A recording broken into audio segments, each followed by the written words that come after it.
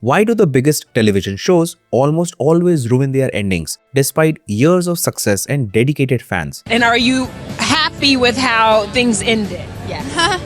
Yeah. Game of Thrones is the one that first comes to mind. The early seasons were brilliant, tense, ruthless, and unforgettable. The politics was interesting, and the characters felt the burden of their mistakes. It was the most talked about TV show in recent times, but all that obsession fell apart in the final season. Daenerys snapped and burned King's Landing. Bran was crowned king for no concrete reason. Overnight, the cultural impact of that show died. Today, no one talks about that TV show in a good light.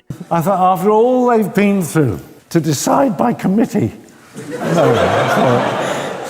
The Walking Dead saw a similar fate, but the decline was more gradual. What started as a sharp meditation on humanity became a franchise machine, and frankly, no one seems to care where all the spin-offs are headed. The original show kept repeating the same single plot beat season after season. Survivors find shelter only for a villain to come and destroy it. The cycle repeats. Not sure about you, but I moved on from The Walking Dead. Stranger Things and The Boys fell in the same trap. Both started with great premises and characters, but as the shows moved towards epic apocalyptic showdowns, the quiet human moments vanished. And to be honest, a great ending comes not from scale, shock, or viral buzz. It comes from staying true to your character and the story you built from the start. You're goddamn right. Breaking Bad revealed what makes a farewell unforgettable. And just to be clear, this video is not about why Breaking Bad is the greatest TV show ever. My focus here is only on the finale episode and how the events leading up to it reached a satisfying conclusion. Agent Gomez, should we flip a coin for the honors? No way, man.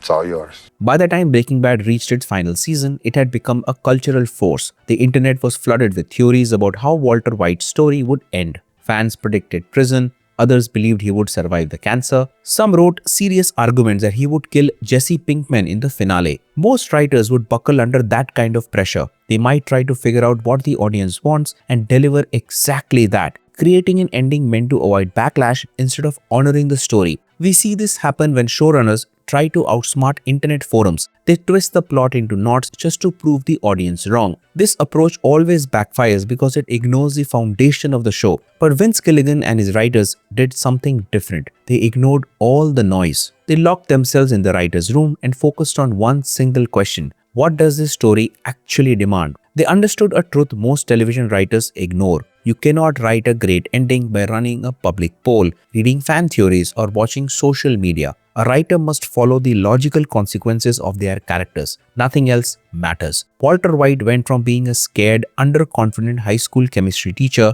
to spending 5 seasons making selfish, destructive, and violent decisions. He destroyed his marriage. He watched Jane choke to death and did nothing. He even poisoned a child to manipulate Jesse just so he could finally trap Gus Fring. His entire criminal empire was built on lies and coercion. Walter crossed every single moral line he initially drew for himself, and the writers knew that a happy retirement would feel completely dishonest. They knew he had to lose the very thing he claimed he was fighting to protect, his family. At some point, the story promised a price would be paid for all of it.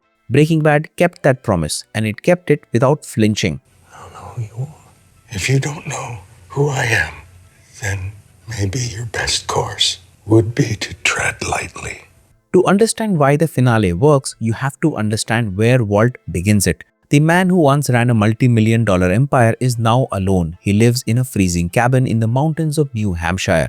No power, no empire. He's cut off from the world with nothing left except a decaying body and a pile of cash he cannot spend. He is completely trapped in a prison of his own making. The writers did not need a massive set piece to show his defeat. They simply put him in a cold room and let the silence crush him. Then the show delivers one of the most quietly devastating scenes of the entire 5 seasons.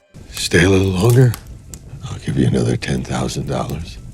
Walt is paying a stranger $10,000 just to come and sit with him for 1 hour and play cards. To me, this was a harrowing moment. Here is a man who once looked a DEA agent in the eye and told him to tread lightly. The man who poisoned, manipulated, and dismantled everyone who stood in his way is now paying a stranger to keep him company in the dark. I loved this narrative decision because after everything Walt had done, the end result was him sitting in isolation. His power, ego, and excuses were all stripped away. As a viewer, you can feel the weight Walt carries for what he has become, but the genius is in what brings him back. He did not return to Albuquerque because he felt guilty or had a change of heart. He came back after seeing Gretchen and Elliot Schwartz on television. So what was Walter White's contribution? The company name. The company name. We came up with it by combining our names. As far as I can recall, his contribution begins and ends right there. They downplayed his role in Grey Matter. Something inside him snapped. Pride created Heisenberg and his unchecked ego returned. He decided he would not die broken and forgotten. Walt could endure the physical pain of cancer and the isolation of the cabin, but he absolutely could not stand the thought of people erasing his legacy. That is the core of his sickness. The writers used his biggest flaw to drive his final actions. It makes perfect sense because it comes directly from who Walter White really is. From that moment, the finale shows focused, efficient storytelling. Walt has just two goals: secure money for his children and settled unfinished business. The story does not waste any scenes reaching these goals. The Gretchen and Elliot sequence is a perfect example of restraint. Walt breaks into their secure home. He forces them to set up a trust fund for his son. He uses two cheap red laser pointers and the threat of fake hitmen. You do not see Walter Jr. receive the money, and you do not need to because you know exactly how that plays out. The writers trusted you to connect the dots. They're castor beans. So what are we going to do with them? We are going to process them into ricin. Ricin.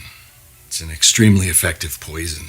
It's toxic in small doses, also fairly easy to overlook during an autopsy. One of my favorite and satisfying moments of the finale was the Lydia scene. Earlier in season 2, the writers told us about ricin being a possible weapon. Walt was originally going to use ricin to kill Tuco, but the plan failed, and later, Walt made another batch while working in Gus Fring's lab. The ricin was a lingering promise to the audience. We knew it had to be used eventually. The writers did not forget about it or leave it as a plot hole.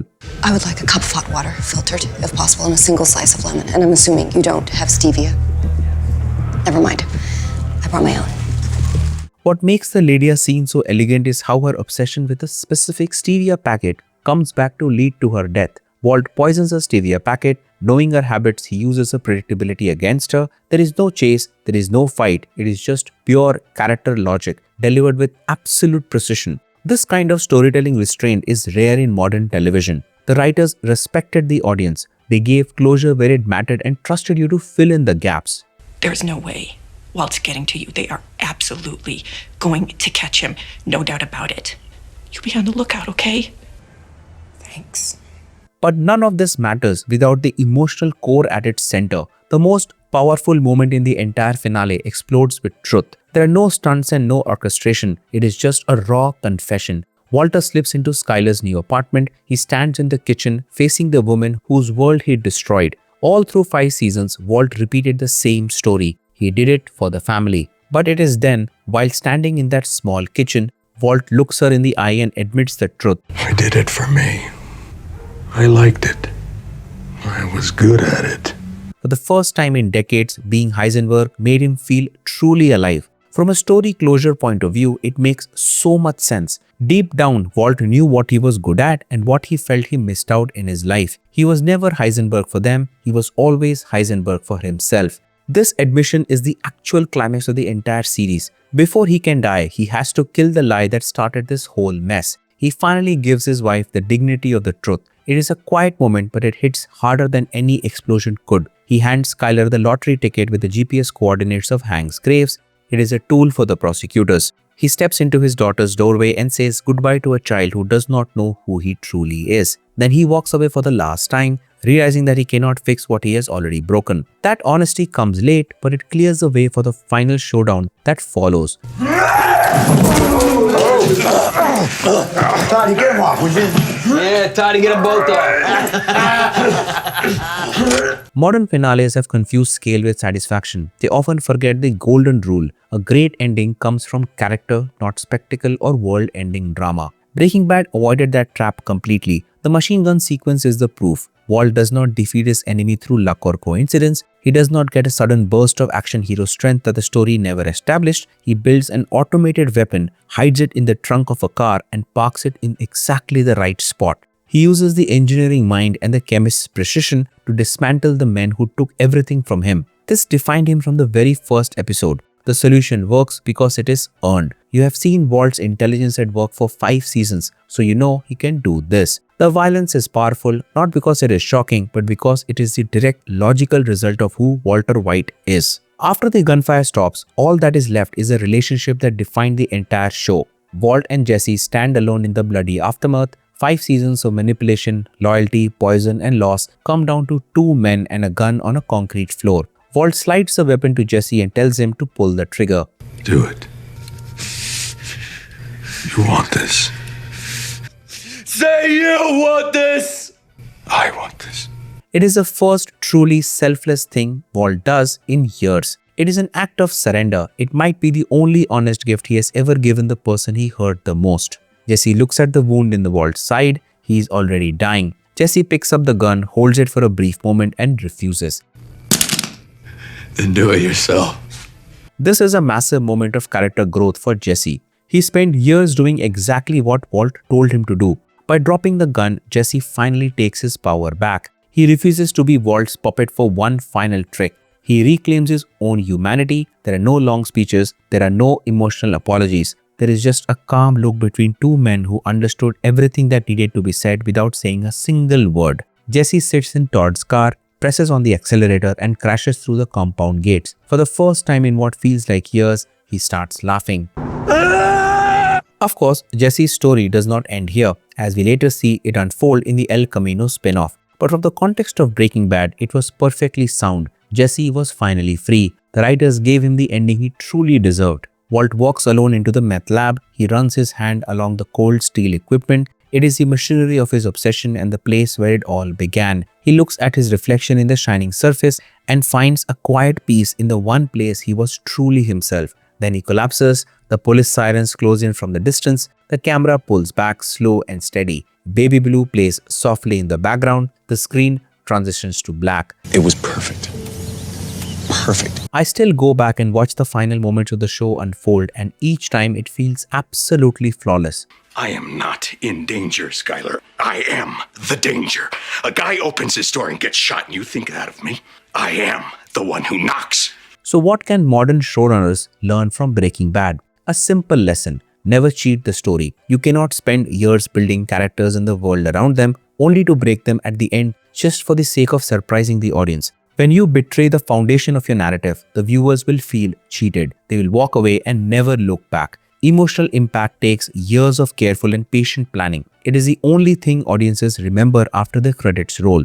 Great endings are about giving the audience exactly what the story demands. Breaking Bad understood that from the very beginning. It honored that promise without compromise for 5 long seasons. The writers respected their characters enough to let them face the music. Breaking Bad proved that a perfect ending is absolutely possible. It just takes one thing that most television writers are not willing to do. You have to trust the story fully and completely, all the way down to the last frame. You're goddamn right. And that's my take on why Breaking Bad's finale works so well and why others fail over time. If you found this video insightful and would like to watch more, check out a video on the Money Heist expansion right here. Thank you for watching and I'll see you in the next one.